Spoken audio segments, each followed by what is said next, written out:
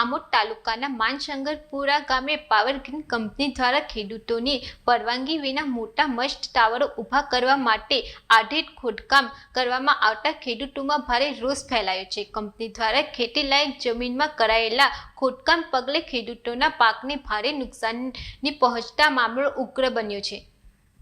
આમોદ તાલુકાના માનશંકરપુરા ગામે power grid company દ્વારા મોટા મસ્ત ટાવર ઊભા કરી રહ્યા છે, જે ખેડૂતોની પરવાનગી વિના આડેધડ ખોદકામ કરતા ખેડૂતો રોષે ભરાયા હતા અને પાવર ગ્રીડ કંપનીના કર્મચારીઓ સાથે હોબાળો મચાવ્યો હતો। જે અનુસંધાને ગતરોજ પાવર ગ્રીડ કંપનીના કર્મચારીઓ પોતાનો સામાન પરત લેવા આવતા ખેડૂતોએ પાવર ગ્રીડ કંપનીના કર્મચારીઓનો ઘેરાવો કર્યો અને ભારે વિરોધ નોંધાવ્યો હતો।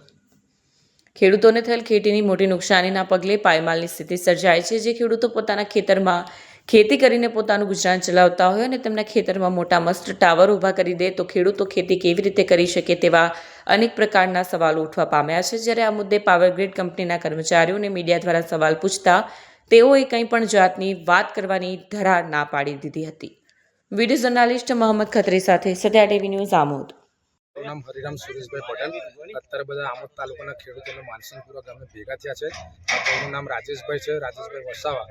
2 વર્ષથી પાવર ગ્રીડ કંપની ગેરકાયદેસર એમના ખેતરને ખોદકામ કરે। 2 વર્ષ, ગયા ઉનાળો આ બીજો ઉનાળો આવશે। 2 વર્ષથી એમના ખેતરની એકદમ તદ્દન રદ્દી જેવી કામ કર્યું છે। 2 વર્ષથી નુકસાની કોઈ જાતનું કાગળ નહીં, કોઈ નોટિસ નહીં, કલેક્ટર ગેરકાયદેસર કામ કર્યું છે। આજે બધા ખેડૂતો ભેગા થયા છે, સ્થળ પર આવ્યા, તારે એ લોકોએ કામ અટકાવ્યું છે। આપણે ટેમ્પાની અંદર એનો સામાન ભરાય છે, તાત્કાલિક જેસીબી બોલાવીને આ ખાડા પૂરે છે। હવે મારું કેવું કે સરકારી કામ છે તો જેસીબી કેમ બોલાવે છે, તાત્કાલિક સામાન કેમ ભરે છે? અમને દરેક ખેડૂતને નોટિસ આપવામાં કલેક્ટરનું છે, સરકારી કામ છે। સરકારી કામ હોય તો અત્યારે આ લોકો કામ બંધ કરીને કેમ અહીંથી રિટર્ન થાય છે? સરકારી કામ હોય તો મારું કેવું તમે કામ ચાલવા દો, પણ આ બિચારો ગરીબ છે ને અભણ ખેડૂત છે એટલે એને ગોલ ગોલ વાત કરીને 2 વર્ષથી બોલ કશે પૈસો આપ્યો નહીં, પૈસો આપ્યો ઠીક, તો કોઈ કાગળ કે કોઈ ફોર્મ પણ 2 વર્ષથી એવું જ કે ફોર્મ ભરીશું।